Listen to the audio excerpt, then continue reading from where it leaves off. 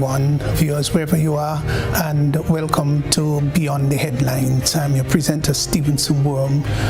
As I intimated to you last week, that this week we'll be looking very much at the revolution and the aftermath. Well, we'll be looking at the Grenada Revolution and, of course, subsequent intervention. Some people called it invasion. Well, it doesn't matter, really. The fact is, we've had a few things happen, which happened here in Grenada, that needs quite a bit of commentaries, and I would say explanations. There are so many things that need to be known, and the subject matter, of course, of the revolution, I think, should be highlighted much more than we find it happening in our schools and in the society as a whole. So we should be having a great experience here this evening, and with me I've got Mr. Chester Humphery, former President of the Senate, and of course there are other titles that can go with that, but I guess because that is the most recent one, I would address him in that manner. Added to that, maybe one of the most powerful trade unionists that we've had in Grenada over the years. So, Mr. Humphery, welcome to Beyond the Headlines. Well, thank you. And with the as traditional titles go, I would say Comrade Worme. Yeah. Well, you know, back then... You don't mind. It's a season, you know. Yes. And back then, it was... So, let me say thanks a lot. It's been a long time since I've come on to Beyond the Headlines, partially because of the office that I held over the last, two successive terms as President of the Senate, and I completed more than 30 years in the Parliament. Right. Other than Keith Mitchell, I'm the longest service, or was the longest serving parliamentarian. 23 consecutive years as the workers' representative, and then from 2014 to 2022, which is just about close to 8 years as President of the Senate. Quite a lot. So it, given the nature of the office that I held, I couldn't be engaged in too many controversial sort of issues, so that took me away a bit from the microphone. Yeah. Well, you just mentioned Comrade Worme, which, of course, back predominantly in the late 70s and 80s and beyond, we heard a lot about Comrade whatever, and in fact it still continues today. Not as strong as it was yesteryear, but Comrade in front of the name. That's the pet name of Ralph Gonsalves. Yeah, that's true. Nobody calls Prime Minister Gonsalves Ralph Gonsalves. They call him Comrade. Comrade. Yeah. Yes. But it's an old term. Yes. It goes back to the whole working class struggles at the turn of the Industrial Revolution and so on in the UK and throughout the world.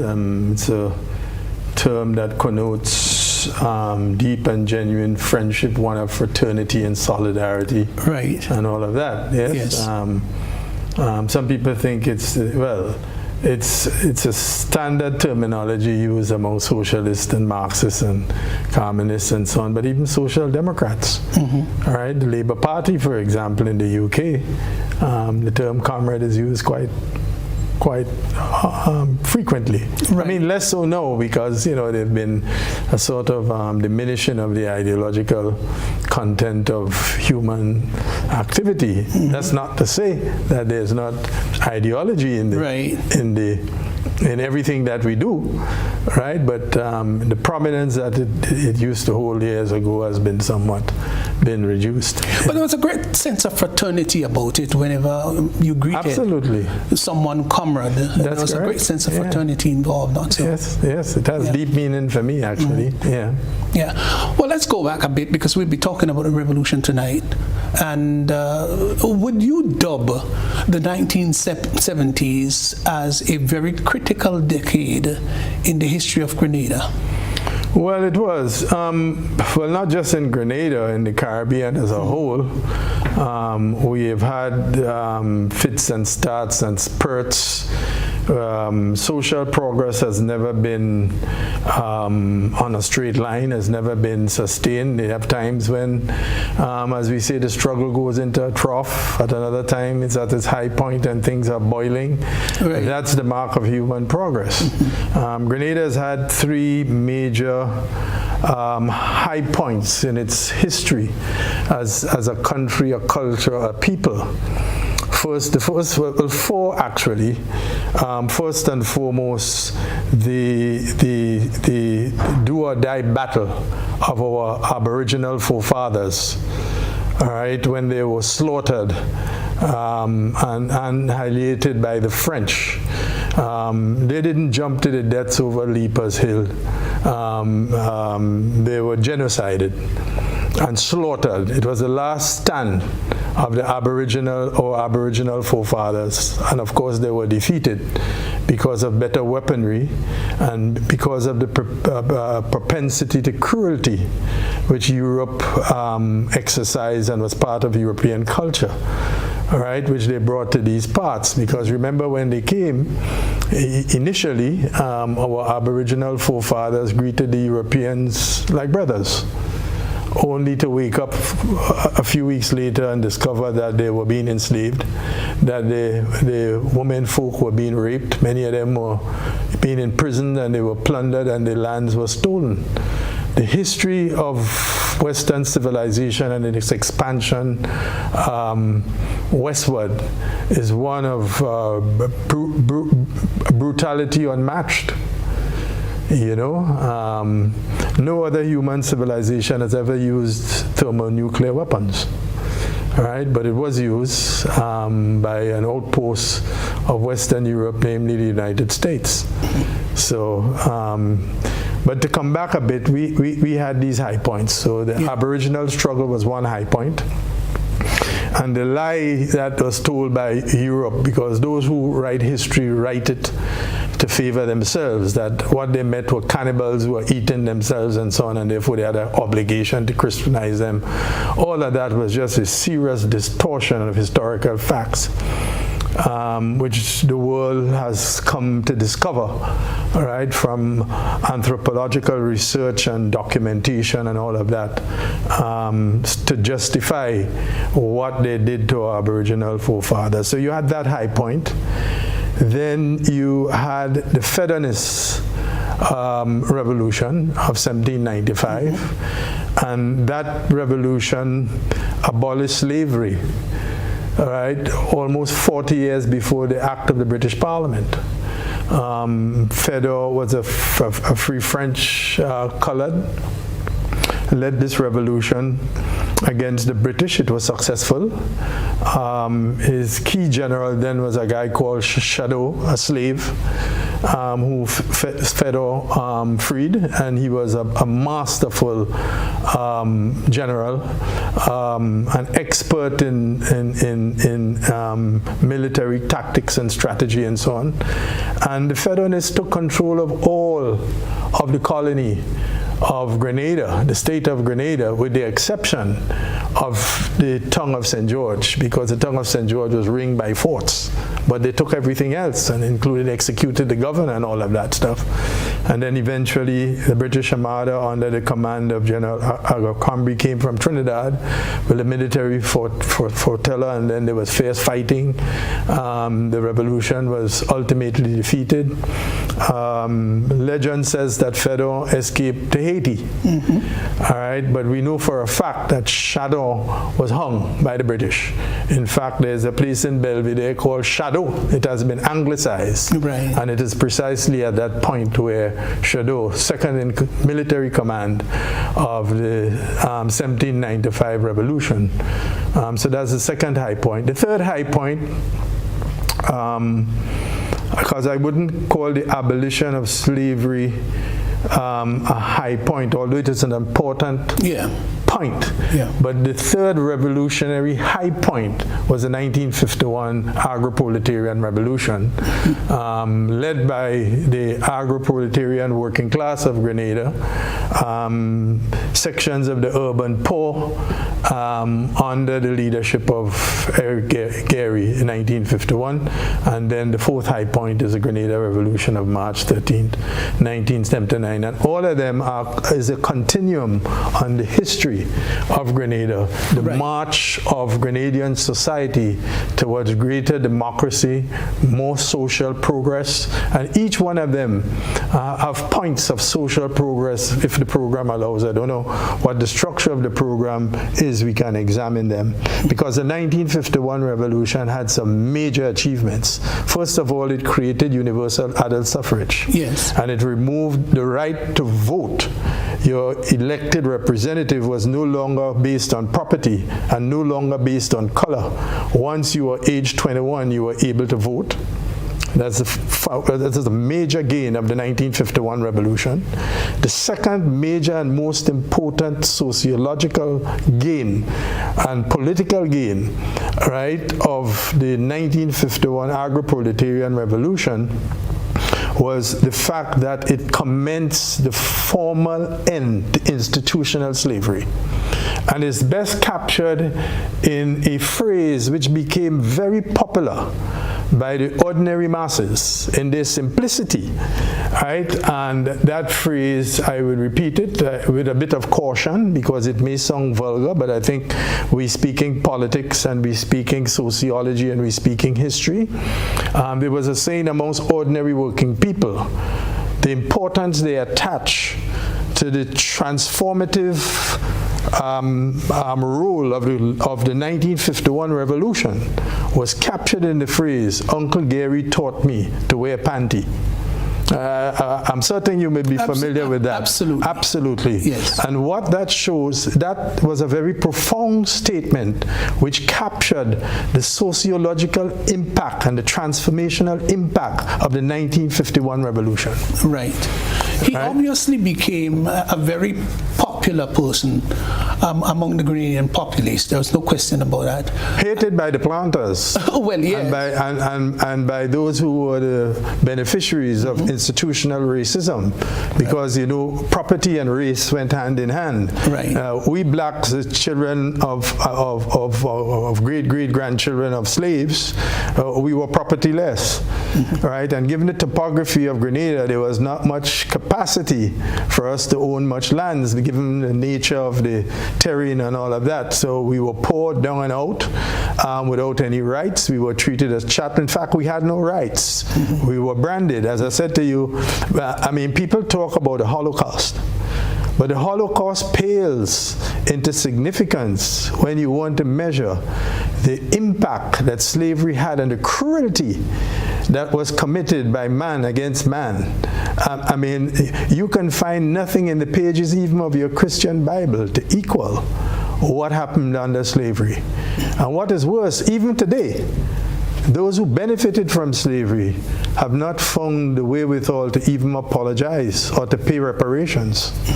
And we suffer from it because of our experience. There has been so much deep psychological wounds as a people, African people out of Africa. The self-hate that we show and exhibit of ourselves, the tendency to be divisive, the tendency to be negative, all of these, the inferiority complexes which come to play, all of these things we suffer, and the fact that racism is alive and well today as an ideology. Okay. Right? You know, it speaks to what we went through.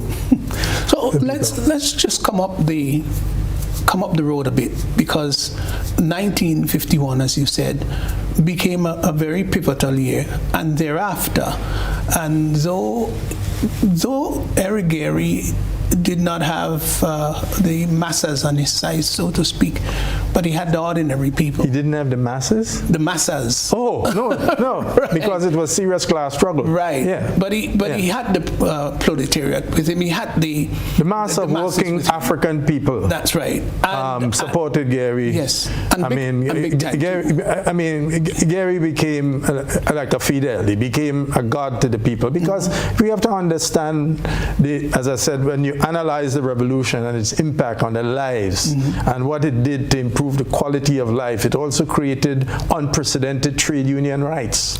It created unprecedented democratic rights. It opened up the democratic space, right? It allowed a comprador middle class and professional strata class. I'm not talking about that strata which was aligned to the colonial state, right, that the colonial state crafted and created, and quite often were counter-revolution, counter-progress. Not talking about that strata. I'm talking about the fact that the 1951 revolution allowed for a comprador strata of black people to get into business. The rise of people like L.A. Purcell and others, names that can't immediately come to mind now. So Gary became the people's champion. That's correct. And I was a Garyite. I supported Gary. I came from a Garyite background. Great, like so many other Grenadians, yes, of course. But it seems after several years, what in your estimation went wrong? The revolutionary process was derailed. That's the first point. First of all... Hold on. No, you said the revolutionary, that 1951 revolutionary became derailed. That's right. Derailed by what? By whom? What would you say were the main let's understand. First of all, Gary never had an understanding of his real place in history. And therefore, he pivoted to mysticism to understand the materialist basis for the role that he played as a liberating force. And because of his intellectual and other limitations and his lack of deep appreciation and study of history, all right, he began to mimic forms of plantocracy, and hence his penchant for dressing up all in white, hence his penchant for perpetuating mysticism, that he could walk on water and and that kind of thing. Many people believed him, though. Yes. It was a way of manipulating and taking control of stuff. So he didn't, to my mind, and this is my analysis, this is my saying, he didn't quite understand his role and time and place in history in a deep scientific way. Okay. It just happened. For him, he seemed to have been in the right place at the right time. He went to Aruba. That was the most advanced economy in these parts of the world. It was a highly industrialized economy there with the refining of oil and so on from Maracaibo and that role, and many Grenadians went there to work. So he had first-hand knowledge of the discipline of an organized, advanced working class, right? And he became exposed to trade unionism. Although trade unionism predated Gary, people like Marichaud and so on were trade unionists. You had the small brothers in Guelph and things like that, and others who, to some degree, was engaged in the trade union, early trade union, Donovan and so on. But they were not militant trade unionists.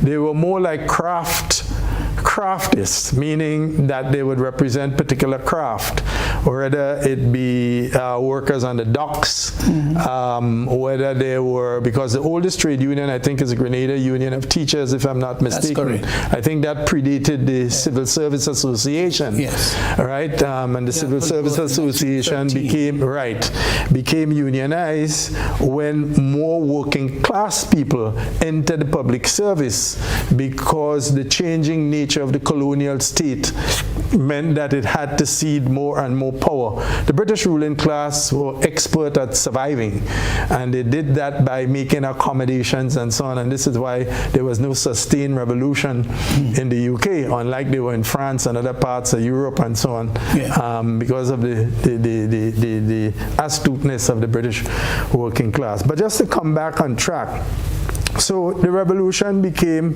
derailed. The trade union, which was because, interestingly, remember the trade union came before the political party. Right? The workers soon discovered that there was power in unity, that there was power in organization. Right? And I said Gary's experience of working amongst the advanced sector, because in Aruba had a very advanced working class. It was technologically the most advanced, that's true, equal to anything in the UK, right? So it was one of those enclaves in which international capital was able to set itself up. So Gary was exposed. In fact, I think he was expelled, or he was threatened with expulsion for his early trade union activities in Aruba, and he came back home, either to avoid being expelled or was actually expelled. The facts I'm not quite clear on, but he came back home, and he came back with a wealth of knowledge of how to organize, and was of course moved by, we had just come out of the war.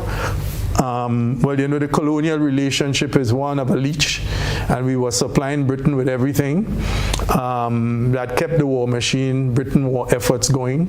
Conditions were harsh and grueling on the estates, long hours. The workers had no rights. In fact, there was not much difference from slavery, actually. Okay.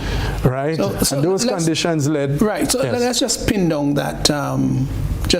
let's pin down those factors, really, and because I want to get into that 1979 era, which is a very important one. So Gary played his role. There's no question about it. How smart he was, I'm not too sure about that, but he played a significant role. Then came the prelude to the revolution, with so many things happening during that 1973, 1974. There was also the Black Power movement, which I also believe affected in one way or the other the thought pattern of not only Grenadians, but people all across the region. They were now thinking differently, that there was power. Let's first start with the war. The war weakened Britain, and it created international class consciousness unprecedented. Fine.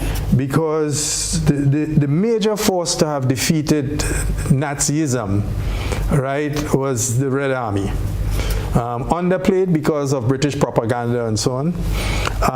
But the role of the Red Army in defeating Nazism is well documented. And the Red Army was part of the broad alliance of forces against the Nazis and so on. And so coming out of the war, you had a weakened Britain. You had India emerging, then you had national liberation movements taking to arms, the Mau Mau uprising, well, the Mau Mau revolution, it wasn't an uprising and so on, and striking a chord for independence. Because after all, we were on the battlefield, and we saw white people dying, so they were demystified, right? And many of them had to depend on us to save their lives, and we were rebuilding their cities.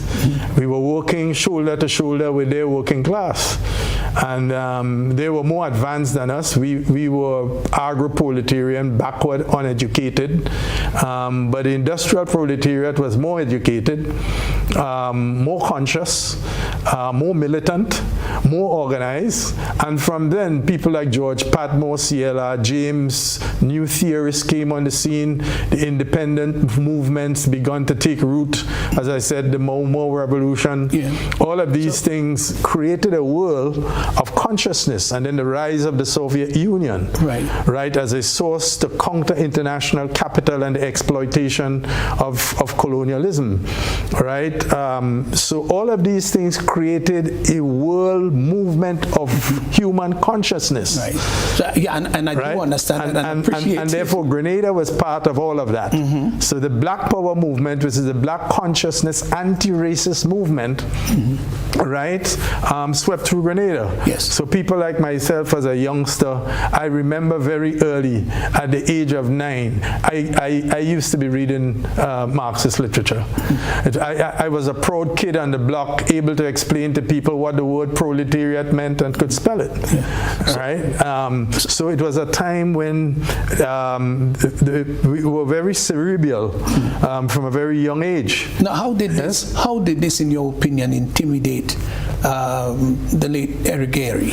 That movement. Yes, that movement. Then again, there are some guys who now came onto the scene, activists, and they're beginning to cause a bit of a stir in the 1970s, and Gary would refer to them as these boys. Yes, so let's understand how that happened. Let's understand how that happened.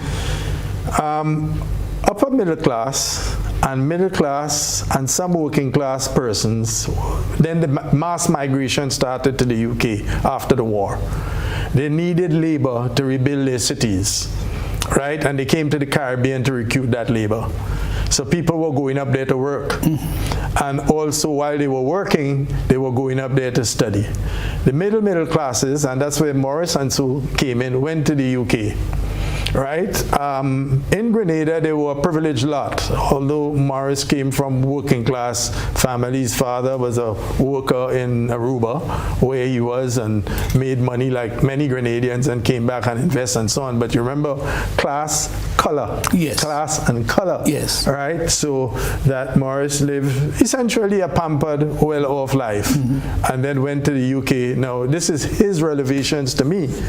Because when he came back, Morris and I have a sort of in-law relationship in that my uncle married his sister Maureen. Okay. And so there was that connection. And I remember the first time meeting Morris was in the middle of a family argument, because I was always the militant, linked to the St. John family. We were a very athletic family, as you know. And it's a large family, the St. John family. I had, 13 uncles, aunts, and cousins, a whole myriad of cousins and so on, and we grew up listening to BBC. Dauntless was created essentially by St. John's and others, and the GBSS and that kind of thing, so it was a very kind of cerebral, I grew up listening to BBC, all right? Papa St. John was the technical arm of T. Albert Marichaud, in that he was the guy who printed the paper while T. Albert Marichaud was the editor. And the author, and wrote all the articles. And the then West Indian was one of the premier newspapers in the West Indies. And daily, right? And it was daily back in those way back days, right? Yeah. And Papa St. John was a technical man. He did all the printing. He managed all the machines. And may I dare say, I think that he succumbed to an occupational issue, because in those days you were printing with lead.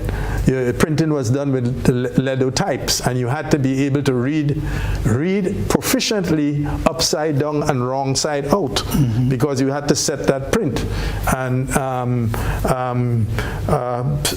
in those days the lead was melted right there, so all the lead fumes, you would be inhaling it, and you touching your lead. Nobody knew that lead was a very poisonous substance, and he suffered very early. He had an occupational issue with that. So that's just on a side.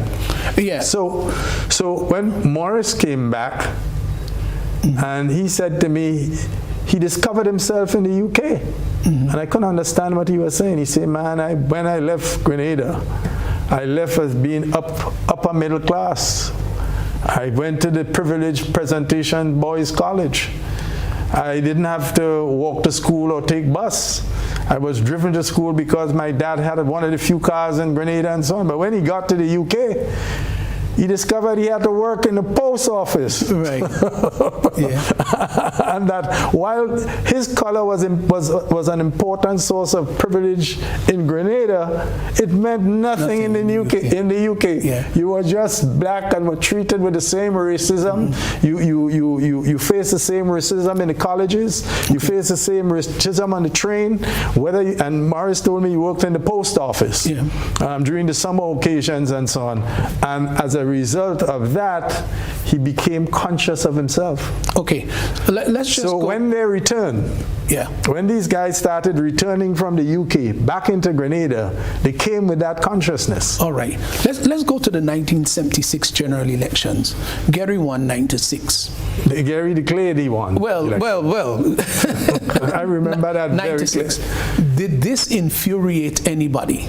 Yes, it did, because it established. Let's be clear. I mean, I know there are different views on this. There are different views on this, but the truth is, the 1976 elections were stolen. Okay. Right, and it ended up, I think it was 9-6. 9-6. Yes. That 9-6 is a strange number. It ended up 9-6. Yeah. In fact, when it was about 10 o'clock, because I think the first 5 or so seats that was called all went to the Alliance, right? And Gary was struggling. And then all of a sudden, the radio station in those days, WIBS, as you call it, went off the air. Nobody knew what was going on. Okay. And then somewhere late into the early morning, contradiction of terms, somewhere maybe around 2 o'clock, right, we saw hundreds of Garyites come into the streets. Yes. Jumping up on the steel pans and the flambeau and so on, declaring themselves to have won the election. How did this affect what that set in train was a White view. Man and the others. Yeah, what that set in train was a view that you could not change the government by peaceful means. Okay. That was a conclusion that quite a number of people made. Yes, you couldn't. In other words, that election made it clear that the sovereign will of the people could not find expression. It was taught by Gary, and there was no possibility of removing Gary through the electoral process. So the coming of the revolution, the birth of the 1979 revolution, was not necessarily a surprise thing where all of a sudden people became concerned about their lives, etc., etc. So let's go take over. Well, no, you can't look at it in that kind of clinical desegregation, because there were a whole number of different issues. I know, I understand. Gary became more... But if the general feeling, especially those who were anti-Gary, said, look, we're not going to win this via the traditional ballot, okay? That's correct. Then there had to be some underlying, there had to be some thoughts that we will have to go in another direction. That's correct. If we especially when he resorted to repression. Right. Right, and the student movement, of which I was an active part, people like Barry McBarnett, deceased, Dr. Crofton Stroud, all of us, we were engaged in the nurses' struggle. Siddiqui Sylvester, but he's still alive today, himself and I, survivors. But people like Wilfred Lane and so have died. Barry died recently, and then Dr. Friday played. In fact, we were meeting in Dr. Friday's office, actually planning the nurses' demonstration, coming out from the student movement in the GBSS in those days. We had then founded the Young Socialist League. Morris had founded MAP. Yes. And MAP involved Morris, Kenrick Radix, myself, Jacqueline Kreff, and quite a number of others. Teddy and so founded JEWEL, Joint Endeavor for Welfare, Education and Liberation. It was a construct in which it was political, sociological, and economic. It formed cooperatives and different things like that. So it was not just purely political, but it tried to address rural poverty and the alienation that was taking place in the countryside as the remnants of the plantation economy slowly collapsed onto itself. Okay. Right. So here's what we've been going. We're going to take a quick break, because when we come back, there's a clip from Morris that I would like to play. His rationale, or at least one of them, for the intervention. So we're going to hear that clip. But let's take a quick break, and we'll be back. Let me just also say to you that we'll be opening up the line a little earlier, because I know that this is a very important subject matter that people want to chime into. So we're going to let you know when that time comes. Let's take a quick break, and then we'll be right back.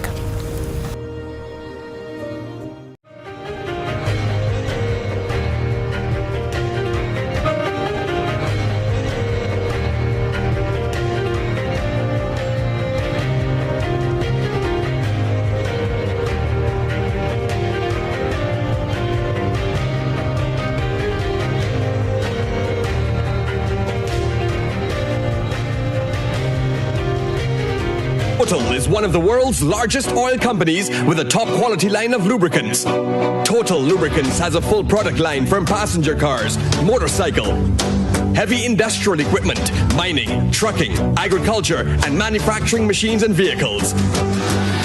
Total Lubricants, winning championships in motorsports, including Formula One and World Rally Championships. Total Lubricants are available at all Rubis service stations, leading automotive shops, and distributed by Huggins.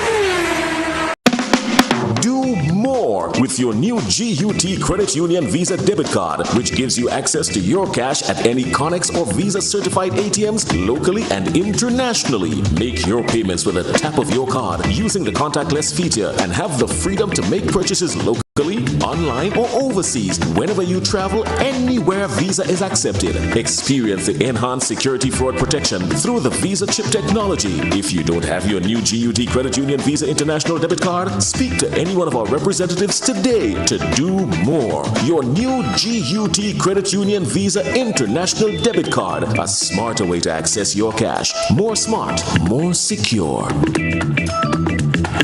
Get Rubigas. Get cooking. Rubigas, clean, safe, and reliable LPG is the perfect solution for your commercial and everyday needs. For cooking at home or barbecuing, choose Rubigas LPG cylinders. Available in a variety of sizes from 20 to 100-pound cylinders. Rubigas LPG, clean, safe, reliable. Are you cooking with Rubigas? Get Rubis, get going. Hubbard's is once again innovating the way you shop with its new online store, providing 24-hour shopping convenience. You can shop now for appliances, hardware, houseware, building material, and more. Free delivery island-wide. Start shopping now at hubbardshardware.gd. Safe, convenient, reliable. Introducing the Grenlec mobile app. You can now get your bill balance and easily track energy usage for your home or business. Report and receive alerts about power outages. Plus, stay up to date by receiving the latest notifications. Yes, the Grenlec app keeps you connected anytime, anywhere. The Grenlec mobile app. Download for 24/7 access.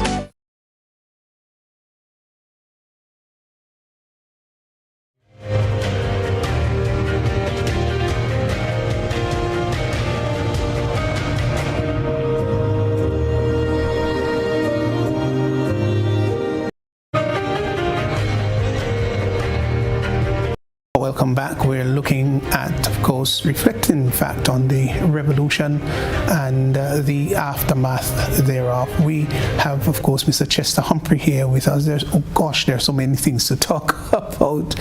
And just to remind you, of course, we'll be opening up the line a little later on, and we'll give you an opportunity to call. We have a clip that I found sometime early on today. It's a very short clip. With the former Prime Minister Maurice Bishop. So let's see whether we can get in that short clip. Repression has certainly increased. At all levels, the whole society is stuttering and falling apart. There's a great deal of division. People are talking about the possibility of civil war, that sort of thing. Right, so that was Morris just talking a little bit back then. That was before the actual revolution in 79.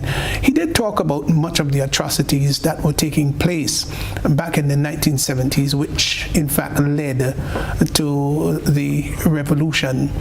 And so a little later on, we're going to also get that second clip in.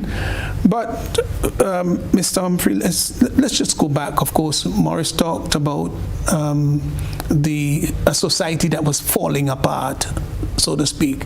You agree with him that things were really falling apart? Oh yeah, back in I mean the economy was contracting. In the latter years of Gary, there were just 3 or 4 university scholarships. At any one time, there were never more than 5 university scholarships for Grenadians, and only the privileged few, or those who had very close-knit political connections, could get it. The rate of unemployment was exceedingly high. At one time, it became popular to not talk about holes in the road, but roads in the hole. The infrastructure had completely collapsed, literally so. The nurses' demonstrations of 1969, 1970, or whenever it occurred precisely because nurses at the hospital became so disgusted over the conditions of work, the absence of basic medication, the absence of even bandages at times. There was no penicillin at some points in time you couldn't find. Even simple things as ordinary painkillers, ordinary analgesics couldn't be found. Public officers went for years without any kind of adjustments in pay, and all of those kinds of things. And then, of course, the rampant corruption, and then the activities of the paramilitary, the Mongoose gang. I was a victim of the Mongoose gang brutality. I was beaten almost unconscious one night and left outside of Cable and Wireless. I was coming back from the GBSS, where we would meet and study for O-levels and things one night. And in those days, you had the Mongoose gang with axe handles and bull pistols and that kind of thing. So, yeah, conditions had deteriorated significantly from what existed then around that period of time. Yeah. Okay, so let's go and see whether we can... I didn't hear what he said in the clip, though. We can capture. We'll try to see if we can get the audio inside here. So let's get clip number 2. Now, Morris is here explaining why it was necessary to take up weapons and fight and dethrone Eric Gary. Let's go to clip number 2. When he did. We had received information on the Saturday before Tuesday that the intention of the government was to search us and detain us. We decided to go underground. While we were underground, more information came to us on the Monday morning that the plan was that Gary was going to flee the country, leaving orders to have our leadership killed. We therefore, around 3 o'clock, summoned a council, a meeting of our top cadres. And there and then, the decision was taken that we should move rather than wait to be killed. Right. Everything that Maurice declared there, were they absolutely true? Absolutely true. Well, in that specific period that he, let me just say, I was the youngest member of the political bureau of the New Hood movement, but I migrated in order to pursue studies. I wanted to become a medical doctor. I come from a history of medical persons. My mom was one of the most senior nurses in Grenada. Most people knew her as either Sister Constantine or Sister Humphery, as the case might be. And I migrated in 1974, after the 1973-74. Okay. Right, I migrated with the intention I really wanted to do medicine, so I signed up in a pre-medical course at university in Texas. So specifically at that point that Morris was talking, I was not in Grenada, and therefore I was not part of that meeting, but I was leading the international work for the party in North America. I'd founded a North American student branch. We were very active in many cities, in Washington, D.C., in New York.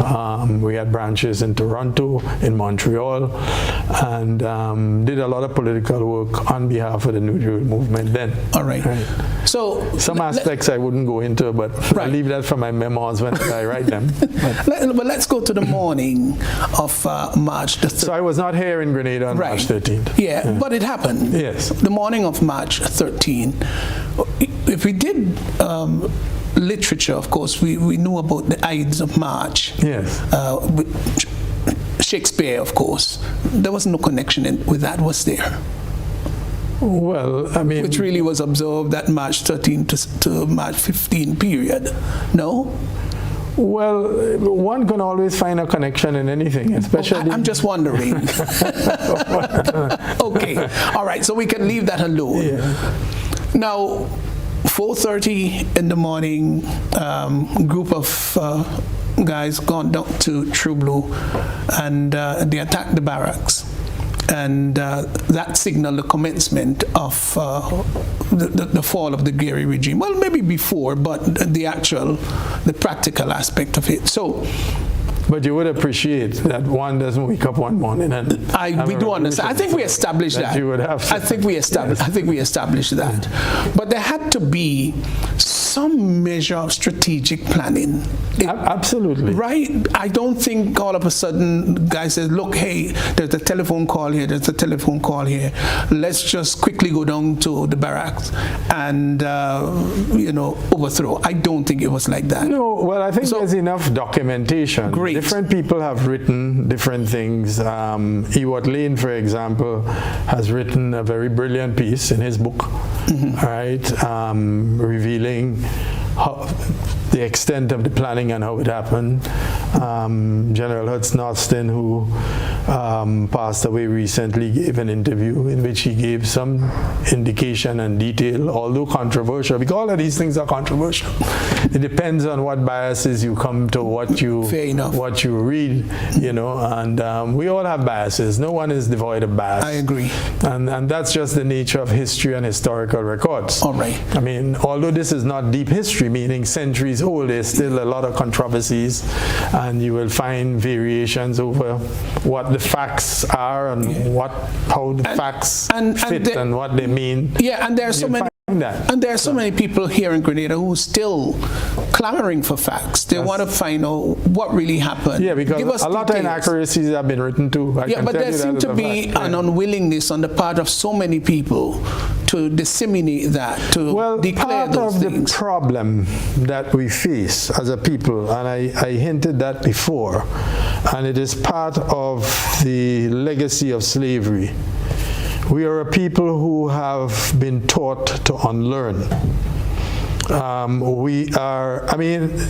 Think about it. You go to Germany or you go to Israel, and the way in which they would have documented the Holocaust, right? The living history of the Holocaust, and how Jews treat the Holocaust, and compare that to how blacks treat our enslavement. Okay. There is not a single monument in all of our country dedicated to the fact that we were an enslaved people. Right? Whatever exists, you go to what is called the slave pen. But outside of some things in the museum, but there is no single monument dedicated. We are a people who have come out of slavery. Agreed. Right? We have even shortened. There used to be 2 public holidays in recognition of the abolition of slavery. We've shortened them to 1 day. Right? And I mean, when the Jews talk about the Holocaust, they talk about it with a kind of very deep reverence, a kind of, they treat it in such almost a spiritual way. Their experience at the hands of the Nazis and what it means to them, right? You can find, there is not a single post stamp in Grenada of a Grenadian hero. Okay.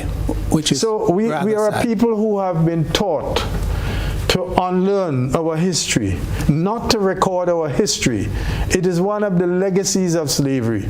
And so therefore, it's not surprising that there is a conscious effort to suppress the Grenada Revolution. There used to be, every year, around March 13th and October, this radio station used to carry a very detailed documentary of these events. And one year it was just completely banned, never to be brought back again. This radio station outfit is guilty of aiding and abetting in the emasculation of our history. Now, this is a good attempt. All right, I must admit, and happy am I that you are engaged in it. Well, of course, you're a historian in your own right. I can't finish rereading your documentary on the GBSS shared. It needs a little updating. Well, in time you'll get to do that. Yeah. But I'm saying we have this penchant. As I said, nowhere can you find. Okay. There is not a single street in Grenada named after, and Fedor is a hero. In any other country in the world, Fedor would be on our stamps. We tried it in the revolution. We tried to put a face to his name. I mean, look at the state of our forts and how it is deteriorating. As a matter of fact, one of our forts is now the private home of an individual. Again, it's signaling. I mean, you think this can happen in the United Kingdom? You think the history of the United Kingdom in terms of its historical landmarks could be raped and assaulted in this manner? Well, I agree with you. It has been raped. But let's just go back, as I said, to the morning of March 13th. How did these military personnel empower themselves to be able to overthrow the government? They didn't go barehanded. No, they had weapons. It was weapons. But let's, as I said, hold on. So help us here. How did they glean these weapons? Or is this one of those secrets that won't be told? How were some of these weapons? How did they get them? Where did they come from? Were there some of our local weapons here somehow got their hands on them and they were used? Well, what happened? It's a combination of things. Again, if you go to Ewart Lane's book, all right, what is it? I'm trying to recall the name of it. We moved at dawn or whatever the name is. Yeah, something around There's quite a lot of detail there, and these are actual actors in the process. I could only give you hearsay because I was involved in a different kind of level, but I was not involved in the actual attack on the barracks. But there are people alive today who were, as I said, General Hudson Austin, who died just a couple or so weeks ago. He gave his own details, though controversial, and all of these things. Any record of history would be controversial. Absolutely. Right? And he has given some details there. Now, I can give you some aspects of the detail that I am very familiar with, but as I said, if I give you that now, then my memoirs won't probably sell. So I'll leave that as. Well, what I can say is that the weapons which were used were weapons which were derived here. Were derived here. Weapons which came from the 303 rifles were used. Some private guns, and according to certain stories, there were weapons which came from overseas. According to certain stories. Yes, according to certain stories, there were weapons. But it didn't take long for that buildup of other weapons. There's no question about that, because a short time after the revolution, we were seeing not just 303s. Shortly after that. Okay, let me put one myth to rest, and complete to rest. Never occurred. Never happened. The Grenada Revolution was homemade. There was no outside involvement. I want to be absolutely clear on that. They've been talking about this talk Cuba about and the Soviet Union. No. Absolutely false. Absolutely false without the shadow of a doubt. There are people who concoct that for their own purposes, that they woke up hearing people speaking Spanish. Never happened. Never happened. As a matter of fact, Cuba had a when Errol Barrow, Eric Williams, Forbes Burnham, and I think it might have been Manley at the time, established diplomatic relations with Cuba in the early 70s. The Cubans had a very stringent foreign policy position in respect to the Anglophone Caribbean. They were not going to get involved internally in the affairs of these countries, simply because the Eric Williams and so on reached out to Cuba at a time when Cuba needed most desperately that kind of hand and support and recognition and that kind of thing. So the Cubans had absolutely no role.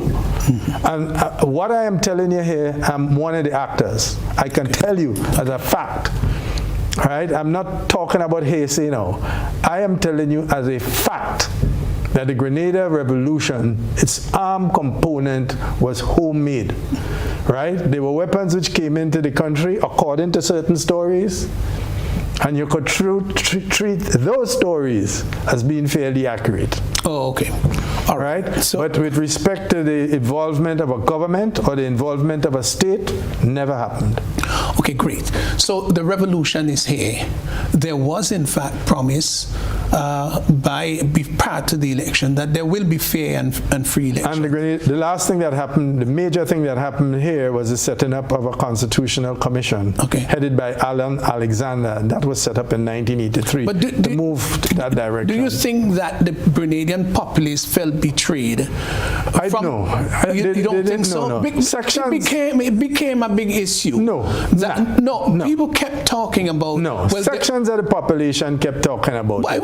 It was not a mass thing. But it was being talked about. Yes, in fact, even several of the revolutionaries did say, hey, comrades, this was one of the problems. But let me reveal this. Okay. There were differences even within the revolutionary process, which was quite expected. Right, because I know that there was arguments that we should proceed to hold a popular election just to give the thing legitimacy. Yeah. Some forces that were close to us in the Caribbean felt that we should have done so. But was that going to work anyway? It was going to work. I don't think anybody... Well, there wasn't any fitting, viable opposition, for example. No, there was the GNP. Well, remember, they were part of the alliance. You remember the People's Revolutionary Government was not a government strictly of NGM. I do agree with that. It was made up of different forces. Yes. Norris Bain was not a member of the New Jewel movement. Right? Leiden Ramdani was not a member of the New Jewel movement, and they had quite a number of other individuals who, remember, the People's Alliance was made up of the New Jewel, the GNP, and the Christian Democratic Labour Party led by Winston White, I believe. My memory is a bit fading now, at 70, after you've gone through the things that I've gone through, 90-day hunger strike, 2 years in prison, spending time in 3 different prisons in your life and so on, leading all the different trade union struggles. At 70, it can take a toll. So there's a little... Well, here is what. We're coming back because there are quite a lot, of course, to talk about. But we did promise that we would open the line early tonight, because I suspect that a lot of people would want to call and give their bits and commentaries, as the case may be. So we're going to open up the line now. And folk, if you want to call in and pose a question to our guests, and if you've got other general comments, you certainly can do that. So the number is 440-1252. That's the number. You can give us a call. So yes, you were saying. Well, no, I'm taking my cue from you. I'm guest on your program. Yes. Don't. Yeah, I think people did express, yes, that this was a promise. I don't know. But it was low down on the totem pole. It wasn't the most. There was no mass outcry for general elections in Grenada at that time. Yes, but others may have a different view, but that was my view. Yeah, but I don't know if the ordinary populace would have been very keen to do it. I think that there might have been some fear factors. Don't forget, the revolution and the thoughts about counter-revolution and heavy manners and all of those sort of things. I think generally people would have been afraid to stand up and speak out against the revolution. We've got our first call on the line. Caller, good evening. Thanks for calling. Good night to you, Mr.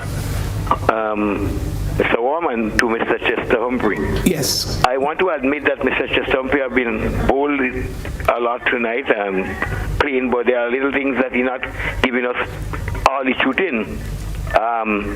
It was said that he was responsible for sending in guns, same guns that he talk about. We didn't hear him say anything about that per se. And I totally believe that the revolution killed themselves. The revolution built themselves and killed themselves. Morris and Code and whatnot, they build the revolution and they break the revolution for themselves. And that is my total belief. And this talk now about celebration of a special day for Morris in next year. I didn't see the difference in the celebration for the day for Morris or for the day for the Americans. I am glad that the Americans came, and I thought that they came to free Grenada. While others wouldn't think so, I think the revolution did some good things. They did bring in some good things, but fortunately, they build and kill their own self. And I would like to hear Mr. Chester tell us something, because it was alleged that he was responsible for guns coming in. All right, caller, thanks a lot. Well, the truth is, Mr. Humphrey said that there are some things that he would not reveal anyway, and that's obviously his rights. And there's some things I would like to keep for my own memoir myself anyway. So I think we have to respect that. No, but if I could respond, but if you want to respond, I think the gentleman's final conclusion, I could concur with it. The revolution did kill itself. Mm-hmm. I think that's manifestly obvious. All right. Yeah. Of course, it was under enormous pressure because it was the Americans saw it, notwithstanding. You see, we did not internalize the enormity of the impact of the Grenada Revolution on the world. Small country, small population, right? We didn't have nuclear weapons, we didn't have a large standing army, etc., etc., etc. We're a poor, impoverished island state. But the fact, as Morris pointed out, we spoke English. The fact that we took an alternative path of development is what presented itself as a threat to the United States, and they unleashed enormous pressure on us. And that pressure, coupled with the lack of experience, and coupled with the new youthful nature, and coupled with excesses, yes, it ultimately led to what happened. So I'm agreeing with the gentleman in a very general sense. Okay. Right? But let me be very forthright with him. And as I said earlier, there are some things I would leave for my memoir. So don't expect me to answer certain questions which will be posed to me tonight. Okay. So I'm going to be very upfront. Yeah. So any question of whether or not I played a role in procuring weapons and send them to Grenada and barrels of grease and so on will remain a mute unanswered question. Okay. Hopefully, if I'm spared life long enough and I get down to the execution of my memoirs, you'll be able to read them there. All right. Don't forget your 70. Well, that's also true. I don't feel like it. I feel 17. Okay, we've got another caller. Caller, good evening. Thanks for calling. Yeah, good night, Pastor Wong, and good night, Humphrey. Yes. I was tempted to call, not to comment so much on the revolutionary process, but something which I campaigned for years on, that holiday in August. So it's very encouraging that you acknowledge that now, because to me that's a grave insult to our ancestors. which was done for colonial cricket. Having said that, I think, and I agree with you, Comrade Humphrey, that there are certain things until we have an atmosphere where everything could be revealed. For instance, for years, I've been offering to be part of, to go before an impartial inquiry to give my experience of October 19. It was never made possible. And in fact, we squandered opportunity under the so-called Truth and Reconciliation thing that we have exercised. I asked the question of the then person who was responsible, he's now Dr. Larry Joseph, how much this thing is going to cost us and so on. And he couldn't even answer up to today. Lou Smith could verify that. So we've been fooling people. We really never wanted, and I'm not even convinced now, even with the new administration, that we really want closure. We need to really create the atmosphere where, as was done in South Africa, everybody come forward, talk what we have to say, our experience, without any possibility of reprisal.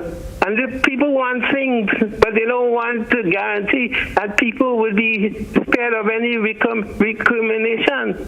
Finally, tomorrow, I am part of a conversation that we're talking about 39 years after invasion.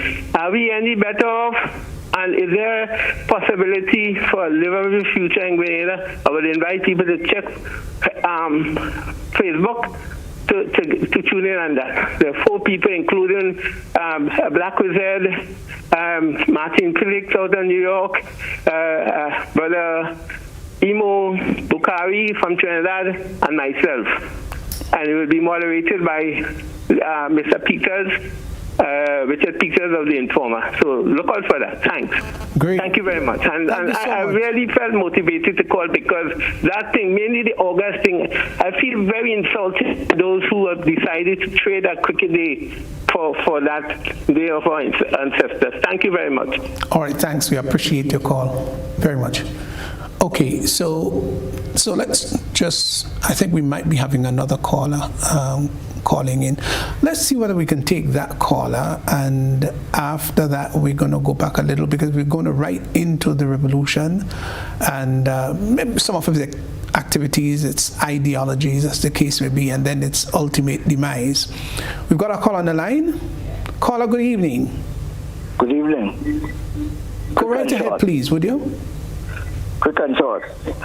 Mr.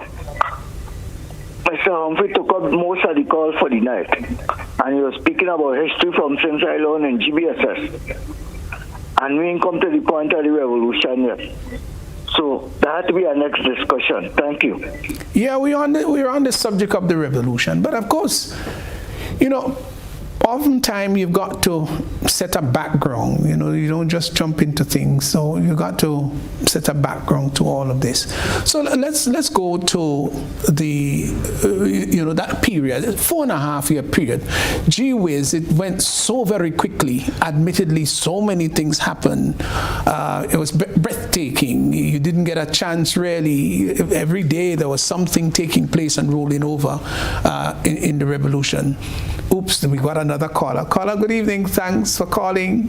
That's fine. Hi. We like the fact that callers are calling. Go ahead. Hey. Good evening, Mr. Worme and to Chester Humphrey. Yes. Right. I tried not to call, but it was a difficult thing for me not to call. Mm-hmm. I find it really. First, let me just say clearly, my name is Livingston Nelson. I find it totally ingenious that Mr. Humphrey is sitting there and lamenting the fact that there is no monument of slaves and some of the struggle and heroes that were there in the past. I mean, Mr. Humphrey just came from a regime. He was the president of the Senate for a number of years. And yet I never heard of any effort that was made in order to fulfill that obligation to us as black people. A second point I find extremely troubling, and I've spoken to many persons that was involved in the revolution and some persons that was in the high ranking in the Gary region.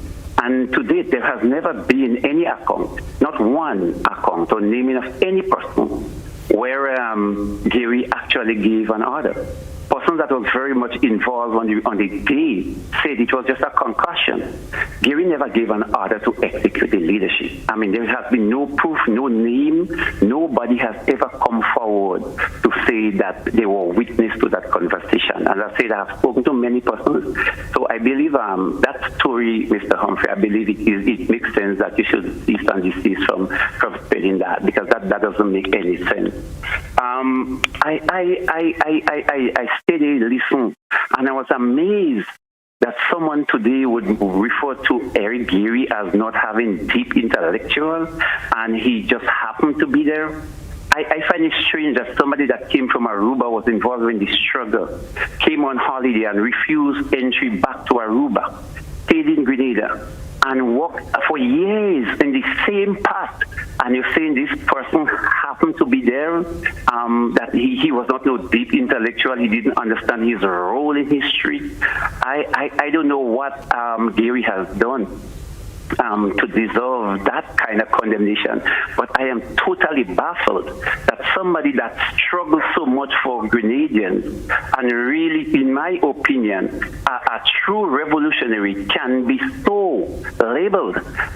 Gary, the only revolutionary, with all the names and heroes that were mentioned, the only person that actually fight against racism and really fight for a stronger Grenadian identity was Eric Gary. No other person ever did that. Gary is the one that embraced the Grenadian culture. Gary is the one that was there. He was mentioned as being Obia, etc., because he embraced the Baptist church. He embraced everything that was us as Grenadians. And then to come here today after all these years and try to rewrite history and claiming that this is bad. So I don't know, Mr. Humphery, which planet you're living on, but truthfully, you have to go back to reality and look at Eric Gary, the true Eric Gary, and start trying to put him down as somebody that was just a passerby, and he was not educated. I feel so, totally disgusted with that categorization of somebody that did so much for Grenada, and the Grenadian, and forging the Grenadian identity. I just stopped. There's so much more I need to say, but I think I will just stop there for now. All right, Levy, thanks a lot, and your contribution is salient, valid. We appreciate your calling tonight. And it's something that so many people have said over the years too, that the revolution never paid any great credence to its predecessor. That's not true. I'm just saying. No, I'm just saying. And he never really got much applaud. And Gary was seen as this dictator, and Gary, was seen as this person who oppressed, so many individuals, and of course the Mongoose Gang. And there obviously was evidences. There were evidences of it. But did the revolution see him as a main contributor to the struggles? No, the revolution recognized the contribution that Gary made, as I said to you before when I pointed out the high points. Was it really heralded?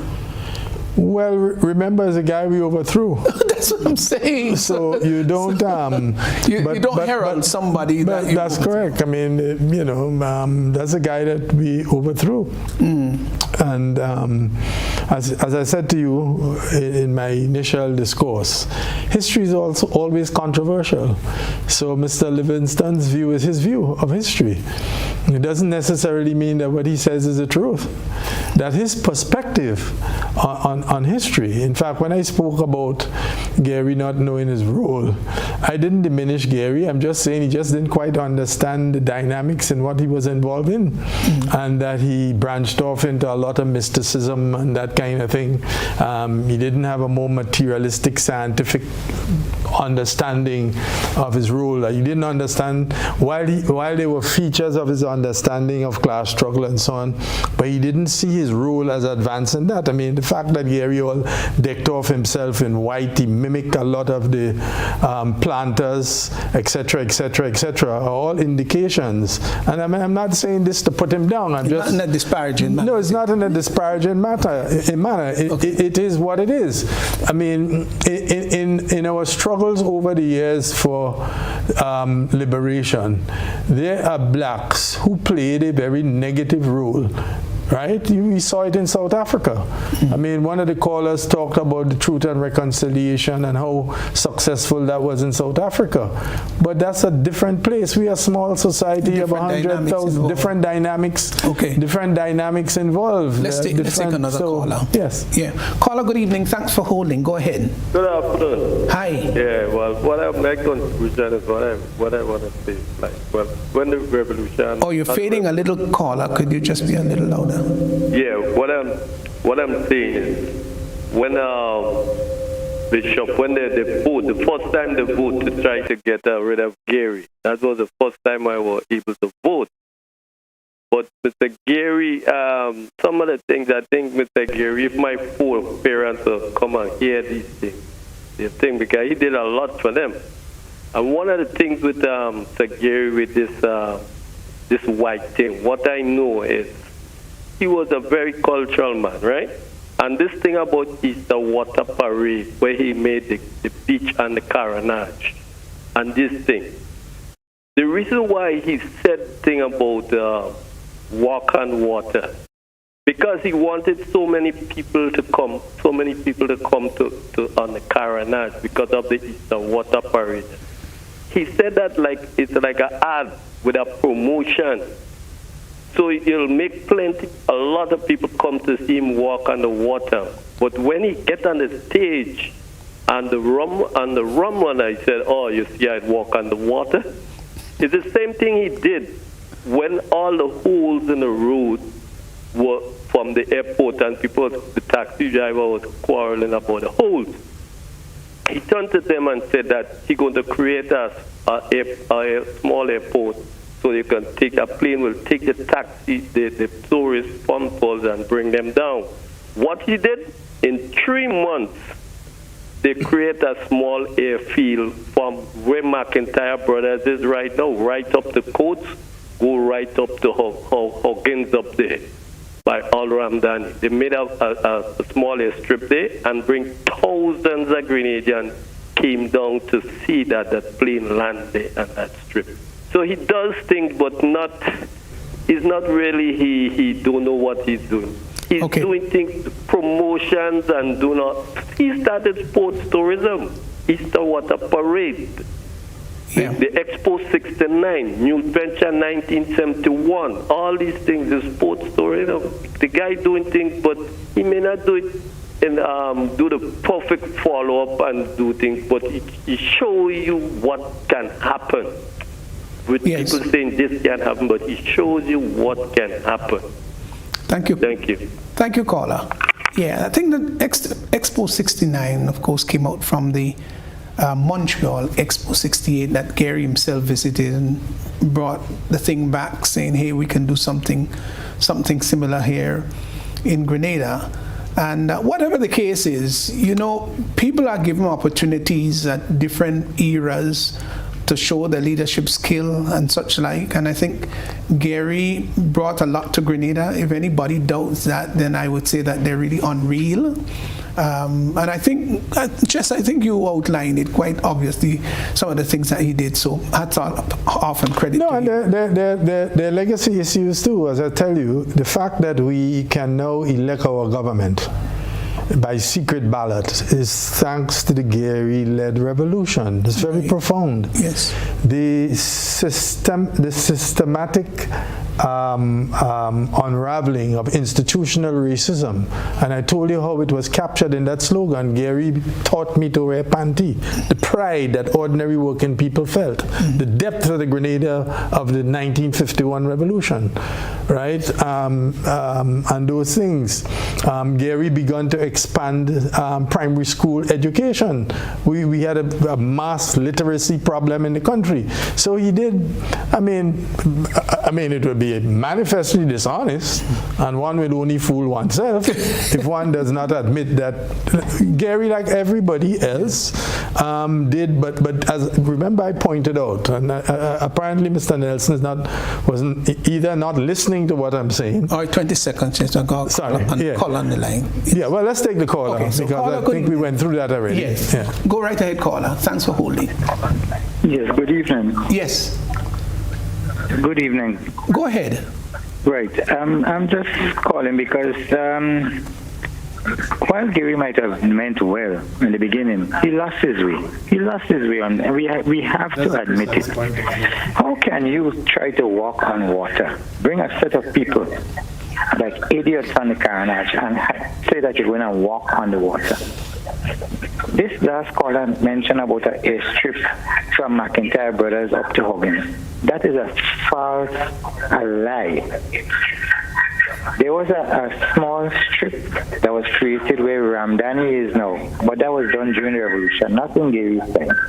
So although he might have done some good, but we have to admit that he lost his way with all the mystical things that he believed in, and going in the United Nations and talking about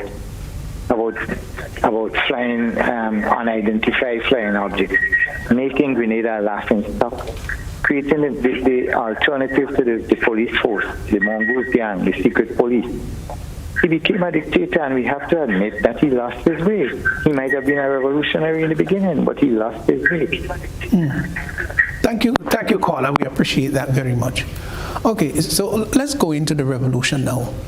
We had a number of predominantly young people. I think when Ian St. Bernard became the commissioner, he was only 25, I think. That's it was. Right. It was only 25. Yeah. And so the older guards of the revolution would maybe be H.A., Hudson Austin, and not too many names to call, because March was 34, Bernard was only 35, you know, Peter and the other gentlemen, they were youngsters, and I'm not sure if they had the sort of experience, the skill. I think they were energetic, of course. But do you think it was a mistake not to have a few older people to give wisdom, to advise, to give counsel? Just hold it right there. We got a call on the line. But I just want to hear your thoughts about that. Caller, good evening. Good evening, Mr. Worme. Greetings and greetings to citizen subject Humphery. Listen, I'm chipping in here. I'm listening, but I'm chipping in to correct something that your penultimate caller said there. Well, first of all, he supported Chester Humphery in what he was saying about Gary's quote-unquote wisdom of being a mystic, because that is what he did. He bluffed people. That's what he did, bluff people, and that can't be nothing good. He knew he couldn't walk on water, but the chap confirmed that what Chester Humphery is saying is true. You see how they confuse themselves. The other thing is, he talked about an airstrip that was built from McIntyre to Ramdani. That never occurred in this Grenada here, my dear brother. No. The only little strip that was built down there is what today we call Dusty Highway. You know? And that was built because in the creation of the road from the airport, construction to the quarry for the movement of material and so on, we had to put on that. So they did that little strip so that the little Piper aircraft that Santos used to fly with Morris Bishop touched down there once or twice. So don't spread these lies to the Grenadian people. But just listening to you, the only thing that confuses me as I end here is that after having gone all through we suffered during the revolution and otherwise, its failures, its successes, because they can't say they weren't. That's a subject matter. You still hung on there and looked at Grenada come through 39 years as a colony of Great Britain, and you said nothing. That's the only thing bothers me. Anyway, enjoy yourself. Take care. We will chat one of these days. Bye. Thank you, citizen Rolo. Yeah. So we had predominantly young people who basically hold the reins. I know one of the popular slogans, was "Let those who labor hold the reins, and they were young people basically. The slogan wasn't constructed to reflect that. What it was? Let those who hold the reins simply let those who the working class. The working class is a class that creates wealth. The only class that creates wealth is the working class through their labor. Okay. And so the fundamental principles and belief of the New Jewel movement is that through your labor and creation of wealth, you ought therefore to hold power. Okay. All right? That was the fundamental. That was the ideological foundation of the New Jewel movement. It didn't have anything to do with young people, but of course it attracted young people because young people are energetic, they're not set in their ways, they are more malleable, they're open. I mean, today I will be called a conservative. In fact, people call me a conservative today. Interesting that. Yes, because quite ironic. But you'd be surprised. And that my views on marijuana, my views are different from the popular view. I think we're making a serious mistake with the mental health of our people. I am not into all this gay marriage and all of this thing. People say, well, you are declared socialist. Why are you so conservative? Blah, blah, blah. I just don't share those values. Okay. Right? I'm opposed to that kind of thing, right? So, as I said, and maybe because, given my age, I'm more conservative now. I still consider myself a revolutionary, still consider myself a champion fighter for workers and advancing workers' rights and so on. I'm doing it in a different way. All right, we've got a call on the line. Caller, good evening. Yeah, good afternoon. Sorry to call back, but just making a little correction, right? Concerning this airstrip. I live in this area, right? And that was done in the days of the old public work. So I have a friend that he could confirm of Thomas Callis in Marion. Peas and amazed. These guys is the guys that walk on the place. Gary did that. Who don't know, don't know. This is why things does not work right, because some people know what they know and others know what they know. Go to Callis and ask people. There was a airstrip connected there because of all the holes in the road when the taxi drivers complain from the tourists getting problems to come with the holes in the road. And he demonstrated it. The plane no planes never landed up and down, but he landed a small plane there for people to see that it can happen. And a lot of people can know that thousands of people came down and lined the road and watched the plane land. I know that. So who don't know, don't know. Some people know certain history and some know some. Well, thank you very much. Thank you very much. Yeah, I'm not aware of it, so I can't verify it at all. Really. Yeah. So now let's just ask this. So there were some very important people in the revolution, and two of the senior individuals, obviously, were Morris and Code. These two names will be heralded for quite a long time. Did these two gentlemen like each other? That's a heavy one. I know it is a heavy one, and I decided I'm going to ask you. Well, you asked me. No, could I get your thoughts? Well, let me put it to you this way. We are faced with an ultimate reality. What is the ultimate reality? The ultimate reality is that Morris was killed. The ultimate reality is that Morris was killed on the fort. The ultimate reality is Morris didn't die in the operations room on the lower level of the fort, and that Morris and others were killed in the upper level of the fort. Just a few days ago on the 19th, there was a commemoration of that event. All right? So, in a sense, your question and the facts emerging answers your question. It may not have started off that way. It's just like two people fall in love. And they fall in love and they decide to get married.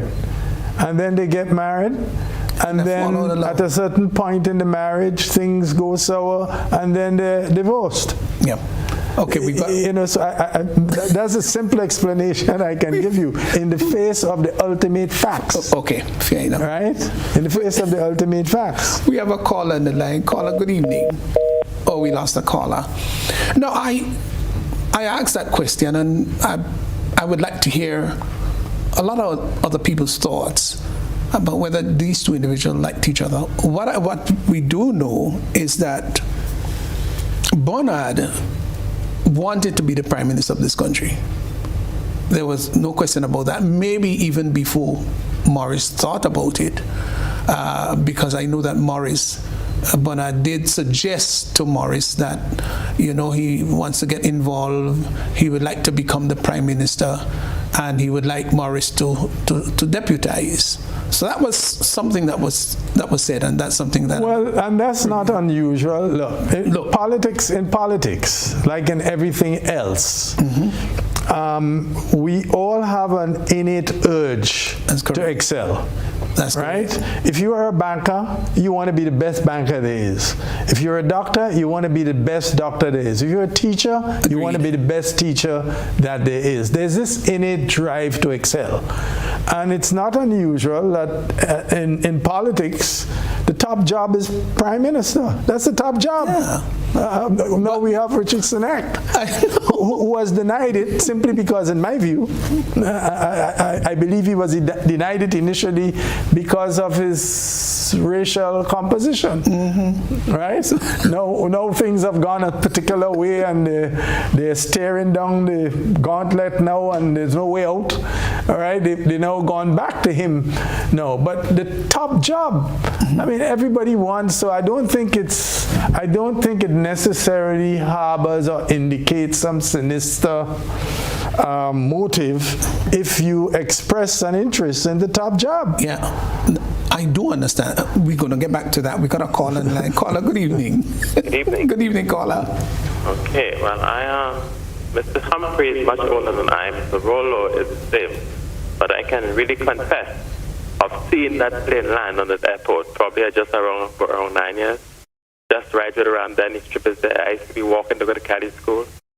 And there was just a stone level that I was keep rolling over that. And I believe, I can't remember, I was small. I think Gary came out from that plane with a lady and somebody else. So I can really confess to that. What year was that? Follow on the people who are saying, I'm still living.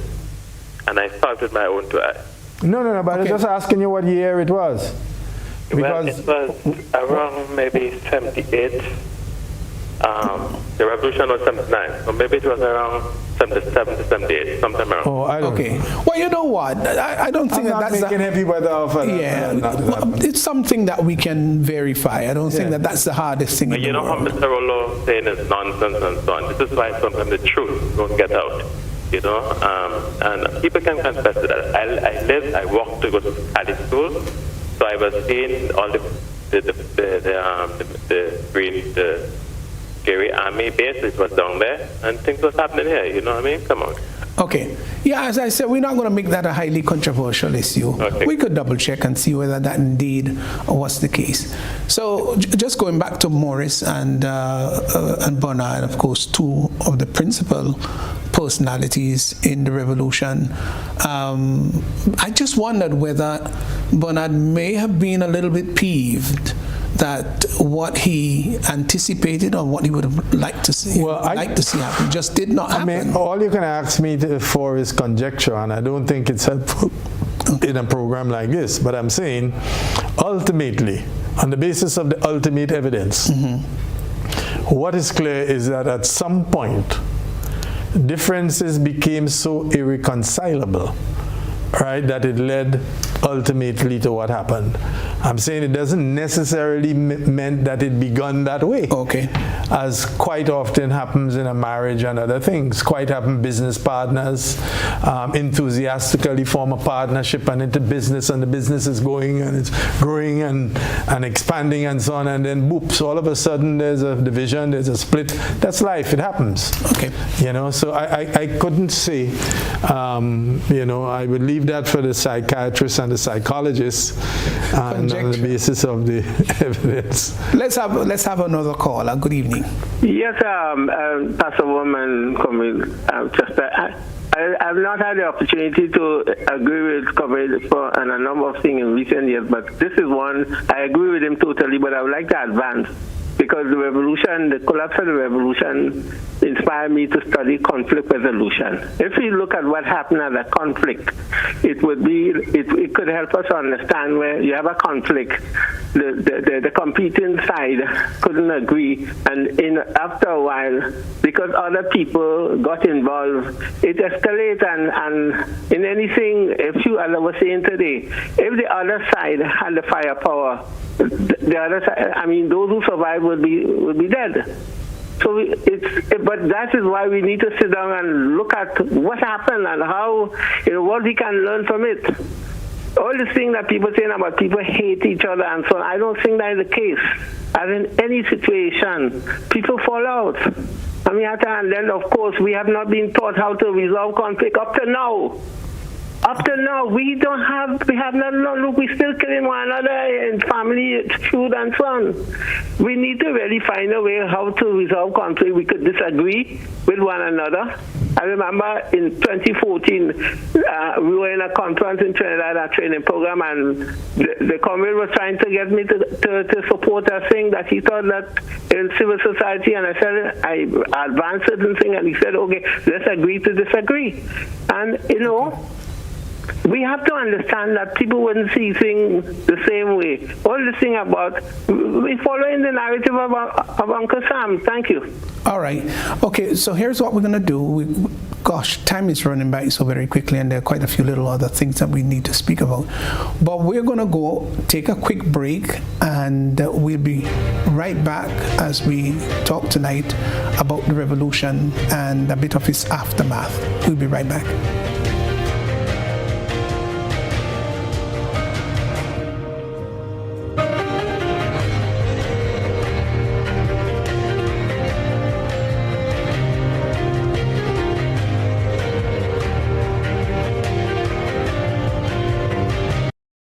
When a loved one passes on, we all need the comfort, support, and guidance of a trusted friend. You can rely on LaCour Brothers Funeral Home. We provide a personalized professional service that exceeds all expectations. Our dedicated staff responds to your every need with the greatest detail, ensuring affordability with a variety of options. Our upgraded state-of-the-art facilities, spacious air-conditioned chapel with live internet streaming, a modern, environmentally safe crematorium, the only of its kind on island, private viewing spaces, large on-site repast center, a modern transportation fleet.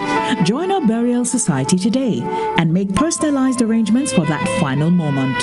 As you prepare to enter your loved one into eternal rest, visit or call LaCour Brothers Funeral Home and select a package that brings added comfort to the entire family. LaCour Brothers Funeral Home and Burial Society, continuing a tradition of excellence.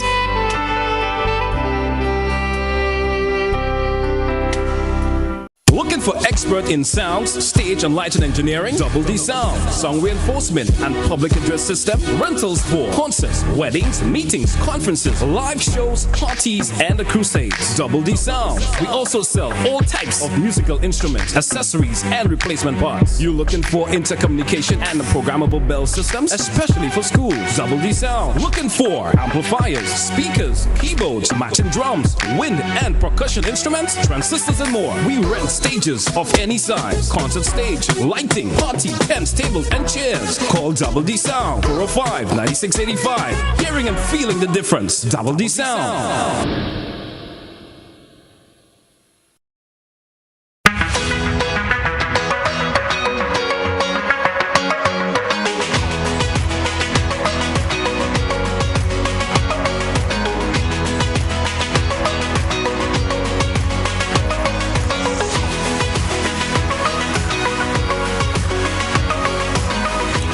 WeatherGuard Pro. For every project, there's only one Pro.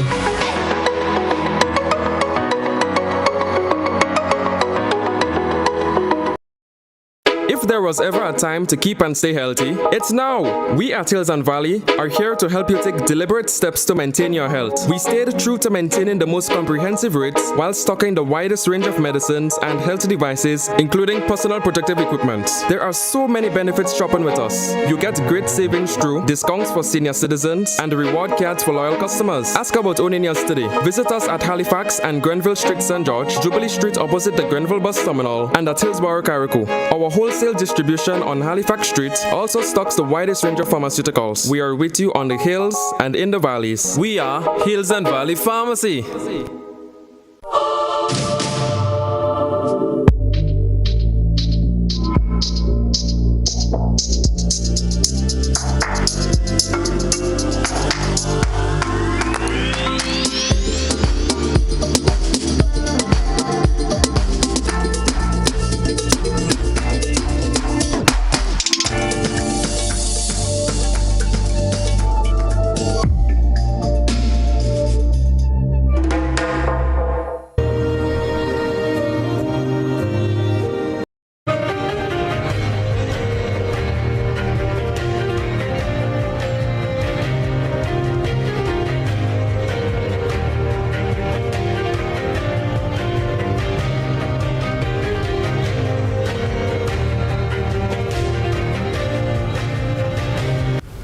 And welcome back. We just want to let viewers know that we will entertain just one more call. I know there are a lot of people out there who would like to give their comments or ask a question or two, but we're running out of time tonight, so we won't be able to accommodate too many other callers. So we'll just take one caller, and I'll be told shortly when that caller calls. So the revolution, so much conflict then began to happen. You hear all sorts of conflicting stories as who did what, who backed the command, who was responsible mainly for the execution. And to this day, really, to this day, there isn't anything definitive because you heard different stories about it. Now, how long would that go on? Would we ever get the truth, so to speak, about some of these? Well, it would go on as long as those who hold those facts. Well, we have. Now this is the irony. We have called upon the U.S., for example, we feel knows about the remains of Morris and the other cabinet members, and we've called for their declaration of the bodies, etc. But what about we ourselves who have put that information? There are some facts. There are some facts which has been clearly established. Right? There's some facts which have clearly been established. One. The bodies of Morris and others who were killed on the fort, were, with the exception of a few, and I don't know the details there, was taken down to Camp Calavini, right? And according to the evidence which came out in the court that has not been contested, the bodies were burnt. Okay, well, we've heard that. Fact number one. And that is fact. That's fact number one. Because so there's nothing about the Americans having stolen. I'm coming. Okay, go ahead. Fact number two, and in fact, I have on my phone right here. We've got our last caller. Yeah. Could we just take the call? We can take the last one. one. Good evening. Thanks for holding. Go ahead. Caller, go ahead. Hello? Yes, go ahead. You're on the air. Good night, brother Worme. Good night, brother Humphery. To you too. Good evening, sir. Right. But what I'm saying, if there is criminal agency in this country at the time the revolution fall, you kill the men on the foot. You take the Holy Colony, the U.S. came here, and the 19th, the U.S. came on the 25th. So it was only 6 days in difference. And still blaming us to say, ask the Americans for the body. After this man was treated, wasn't an animal, wasn't a goat man. Because if you kill a man, go to and the last say, you call him up a goat, you have certain time to call it. But none of them people, loved ones, you didn't get to the end. You just go burning them body and shoot them. This is human being. And this was totally wrong and really inhumane. And this is not something should be done at all. And all the facts is hiding. Who know it is still hiding it? Come on, man. This is a cost on the country. And that would go on for a long, long time. We'll never have an end to that. Thank you. Okay, caller, thank you for calling. Yes, Brother Worme. I have on my phone here, and I can show you. This is a photograph of the American contingent of the 82nd Airborne, which recovered the bodies. Yes, I've got that photo too. Right. And this is in the archives of, I think, the Time magazine or the Newsweek. Can't remember which one of them is, but this photograph here is iconic. Yes. Right? And it's there. So the Americans recovered the bodies. Yes. The Americans, from the information that I have, and I have that information because I was interrogated by a member of U.S.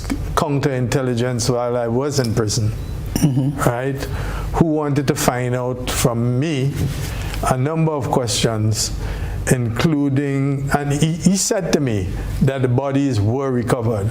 And I asked him when the funerals would be. Tell me there would be no funerals. Okay. He says there would be no funerals. I say, so what will happen to the bodies? He says that is being discussed. Tells me, he said that he was attempting to develop a friendship with me. All right. So he told me that matter is under current discussion. Right, with then the head of the, at that time an interim government wasn't yet formed. Interim government wasn't then formed, and the Governor General was Sir Paul School. And he said to me that was being discussed with Sir Paul. So I have reasons to believe that he may know. Yes. And the Americans may know. But the Americans definitely know because they recovered the bodies. Yes. Now, it is not unusual for the Americans to do things with bodies that they recover in a conflict. For example, the world does not know what has happened to the body of bin Laden. The Americans recovered the body. Right? I remember when I was speaking to this guy because he came to the prison on several occasions because I was in the same block with Bernard and everybody else. In fact, my prison cell was directly opposite Bernard's own. And he indicated to me that the Americans are guarding against creating a shrine. And that the whereabouts of Morris and them body would remain a secret for a number of years. And that is exactly what has happened. No one knows. Okay. Did you have, because you were close to Bernard, and I say close proximity at the prison, as you said, did you ever get any thoughts from him about his own feeling about the massacre of Morris and others? When the news came to him, whether it was, a lot of people said he was the one that commanded, whatever the case is, did you ever get a response from him as to how he felt about the demise of Morris?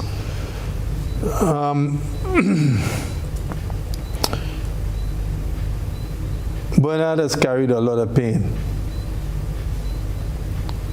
A lot of deep pain. And how he survived that pain and respond, because he held himself responsible for the demise of the Grenada Revolution, and he has made that most eloquently known when he says that he takes responsibility, but he's not guilty of what he was charged with. How he carried that weight, because remember, his wife was also a prisoner and was also charged. There is not a single person, there is not a single other person who has had to carry the kind of weight that Bernard would have carried and had to survive. And to carry that responsibility, to carry that image, to carry that all his life, he's had to carry it. Do you think that he knew Morris would be... He's deeply regretful. Yeah. He's deeply from my talking with him. Yeah. Now, I cannot enter into the inner chambers of any individual. Right? What I can get from an individual is what an individual allows you to know. Yeah. And I'm saying from what I was able to know, he was deeply regretful. If this had to happen all over again, right? Few people knew that before the actual events occurred on the 4th, I knew as a fact Bernard was trying to leave the country that morning. And was it possible for Bernard to safely have left Grenada? He would have done so. Really? Oh, yeah. Okay. Yeah, I know that as a fact. Okay. So, right? I know that as a fact. Yeah. But was he privy to the killings? Did you get the impression that he was? Let me say this. I know this might be a little difficult. No, I have never... When people find themselves in a situation like that, I was not a member of the Central Committee, so I was not on the fort, either when the killings took place. I was on the fort earlier, before Morris and them arrived to take the fort, because I was in the electricity company, speaking with the workers and being amongst the workers because they demanded that I come down there. And when they said they were going to march, I said to them, I think you have a right to march. Let me go and speak to the commanders to let them know that thousands of workers are coming and that no violence should be meted out against the worker. But in the meantime, workers must make sure that the marches are orderly, because if social disorder takes place, well, then the revolution would face its gravest period. So I left the electricity company, and that's one of the reasons why I was re-elected soon after I came out of prison, because the workers had that confidence with me. I was with the workers the day of the 19th. Okay. Right? And I went up to the fort to see if I could get to HA. When I got there, I was told that HA just left for a meeting. Right? And then I left on my way and went into Tau House, right, to collect a file. And while I was in there, the mass demonstration with Uni and Vincent Noel was coming up the street with thousands of people. And I felt, because I may have been deemed to be a Codite, I felt that my person was going to be under threat. And therefore I did not leave the union headquarters. I stayed in the window. The union was closed that day. I stayed in the window and looked at that massive crowd. And I didn't get up to either of the forts, right, when the BTRs were sent and the different things took place, so I was not there. So in a context in which you are locked up in prison, there are people here charged for first-degree murder, right? Your country is occupied by a foreign military force, which was condemned by the United Nations. In fact, I don't know how many people know this. This was not an intervention. This was an invasion. And this invasion was against international law. Yeah. In fact, at the UN Security Council, Britain voted against the Americans.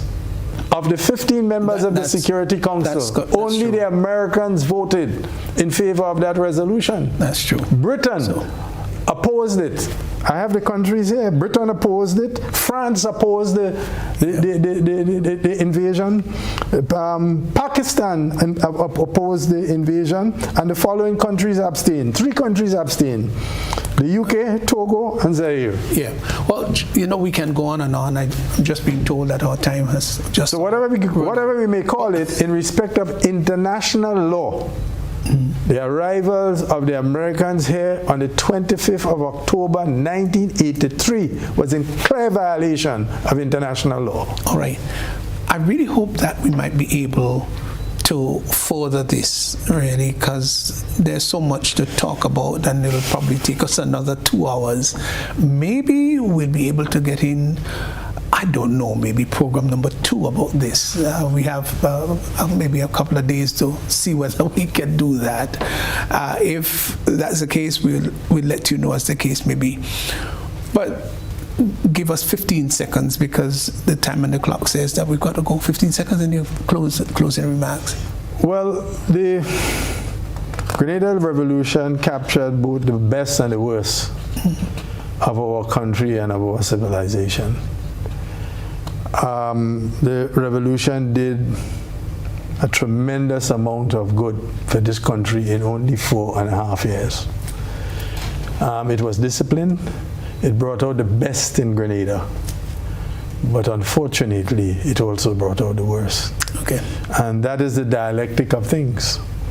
In the same way as a razor blade can give you a neat shave, it can cause a wound. And I will hope never again that as a people we become so intolerant of each other, intolerant of views, that we would resort to what occurred in order to settle differences.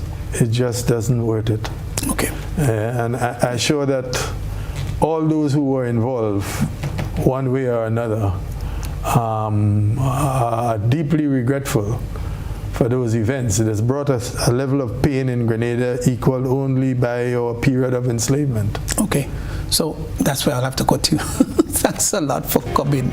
You shared a lot of light for us. We appreciate, and maybe we can have a segment 2 of this, because it is a very sensitive area in our history, and it is an area that we should not avoid at all. I think we should put it high on our If I may, Pastor Worme, quickly, I really want to thank the new government for setting forward a declaration of a public holiday as a mark of respect for those who died on October 19th. It's the correct thing to do, and I want to recognize the efforts for so doing.